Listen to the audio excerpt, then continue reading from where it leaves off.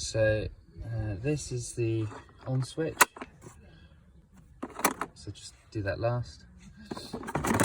This is the water to the gun,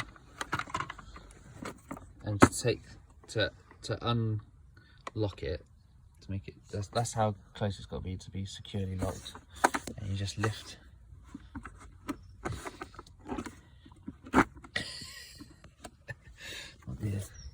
Might be a two-hand jobby. So you can see the arrow there.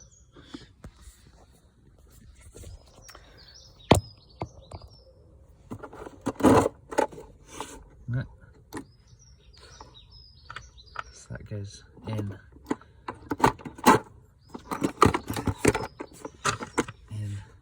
down. If you saw that. So that. Up. Out. Down. That's where the hose pipe goes on. Just click it on.